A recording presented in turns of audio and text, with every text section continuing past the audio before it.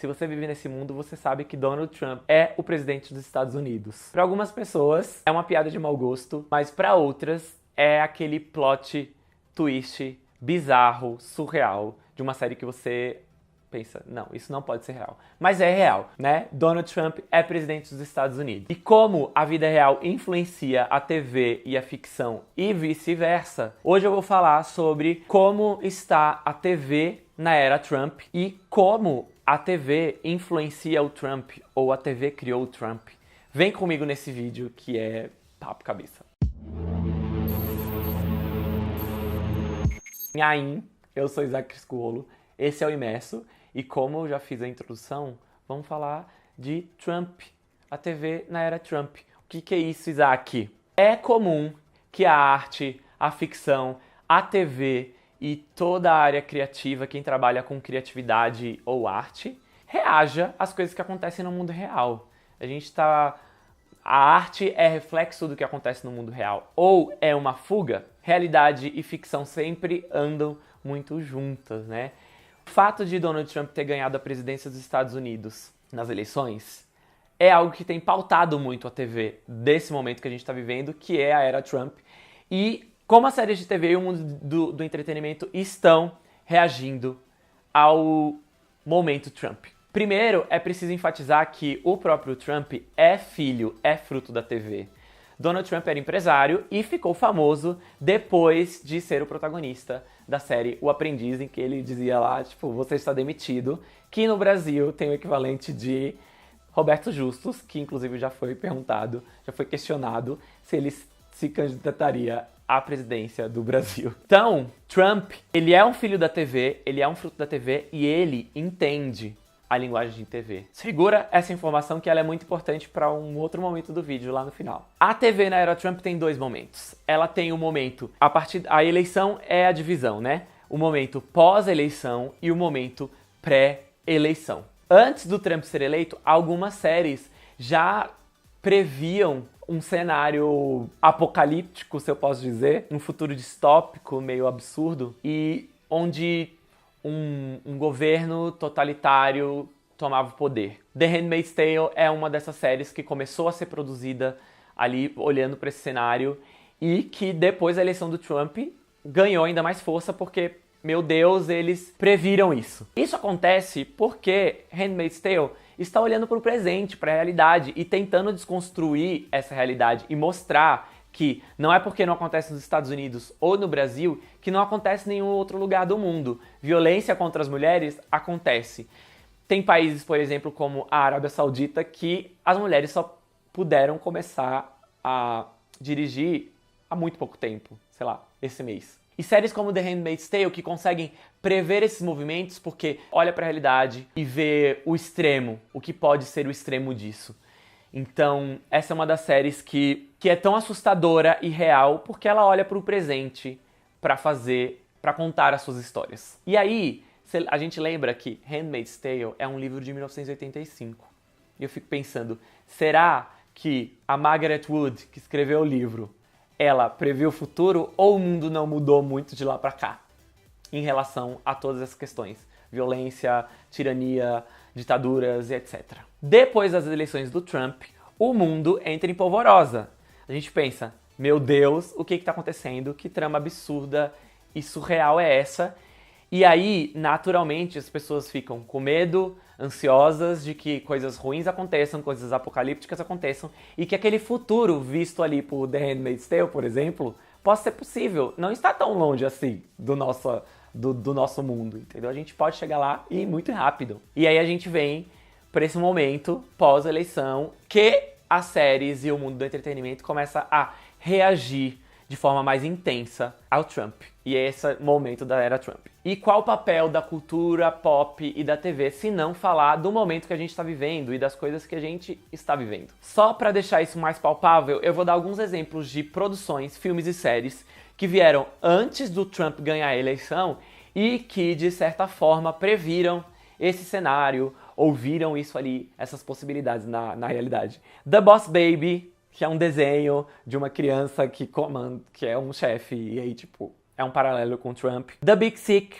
War for the Planet of the Apes, que é o último capítulo, assim, do Planeta dos Macacos e que fala um pouco sobre intolerância, imigração, problema com imigração, problemas raciais e um pouco que conversa um pouco com esse momento do Trump. Dunkirk, que é um filme de guerra e mostra muito os impactos da guerra nas pessoas, né? E a gente tá falando de um momento da Segunda Guerra Mundial, formada por fascistas. The Americans, que fala muito da relação Rússia e Estados Unidos. E é isso, alguns exemplos pra gente ilustrar esse momento. Além dessas séries que, surgem e preveem esse momento, começam a surgir as releituras e as retomadas de obras que já tratavam dessas questões, como é o 1984, do George Orwell, que está sendo refeito na Broadway como um musical. E a gente pega, assim, duas questões. O Trump, ele influencia a cultura pop porque ele faz com que as pessoas, assustadas e com medo,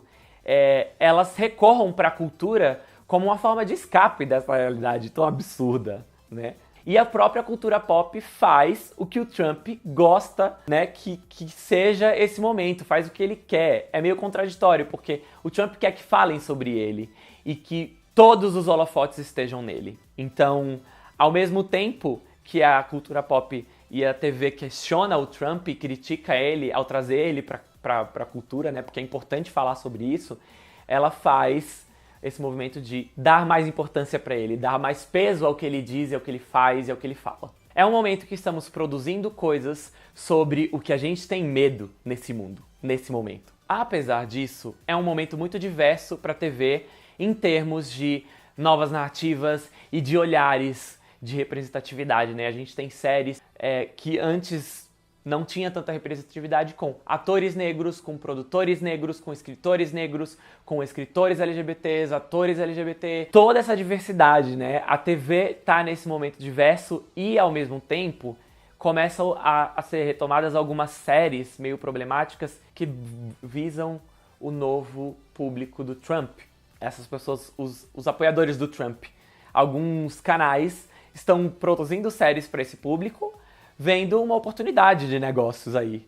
Então, é meio contraditório. A gente está caminhando por um momento em que a TV é muito diversa em vários pontos, mas que ela volta para uma coisa retrógrada e preconceituosa e, às vezes, limitada para agradar um determinado público. Roseanne, um exemplo disso, é uma série que voltou depois de 21 anos, uma espécie de remake, e que mostra um pouco do working class hero, né, da pessoa comum ali, da sociedade do Trump, e todos esses problemas, traz esses problemas da era Trump, deixa eles um pouco superficiais, e que foi cancelada recentemente porque a principal atriz, que é publicamente apoiadora do Trump, fez uma piada racista, e aí o canal cancelou a série. Se fosse em outros tempos, a série continuaria no ar e não seria cancelada.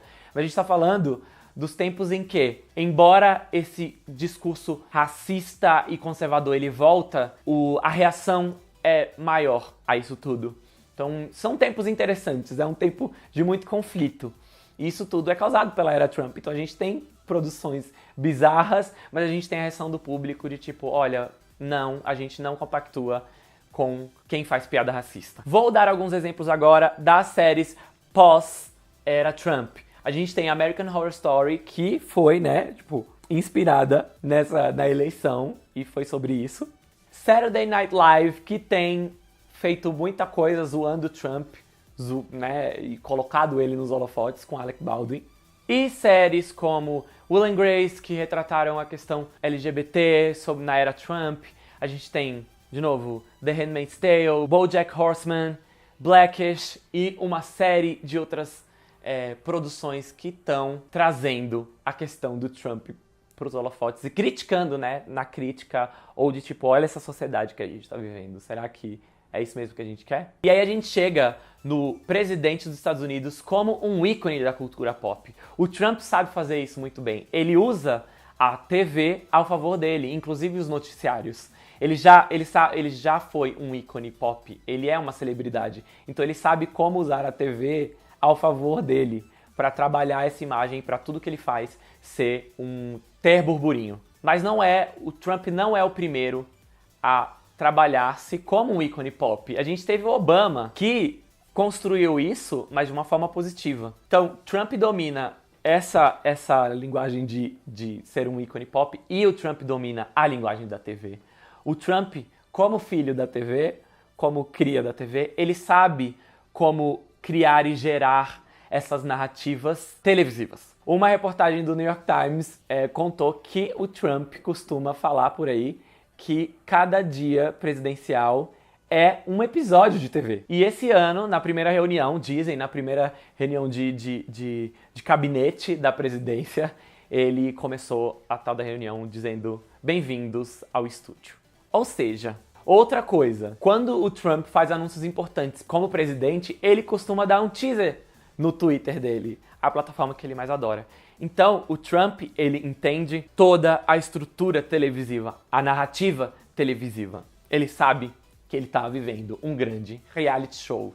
E ele sabe que a função dele é criar esses plot twists, essas bizarrices, mais loucas do que a ficção. O jeito que o Trump hoje afeta a TV e a cultura pop como um todo é exatamente colocando em questão como essas narrativas tão improváveis podem ser possíveis.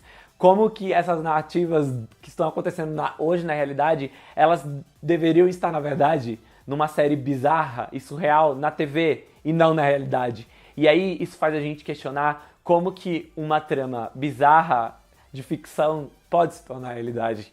Imagina isso pra quem tá escrevendo TV. O desafio disso, né? Ou a bizarrice, tipo, puta, a realidade tá mais louca que a ficção.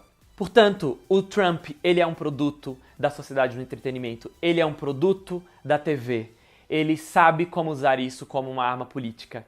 Nada mais coerente do que a própria TV, o meio que ele mais domina e que ele entende a linguagem, reagir e contra-atacar. Então, o universo televisivo, seja o noticioso ou o de entretenimento, vai continuar refletindo o que é esse momento da era Trump. A gente está só no comecinho dessa era da TV, mas é algo que a gente tem que ficar de olho, porque daqui pra frente talvez venham muitas produções muito ricas e interessantes, criticando esse momento que não é só nos Estados Unidos, isso é um movimento do mundo inteiro, inclusive no Brasil, com a possibilidade de Bolsonaro ganhar as eleições.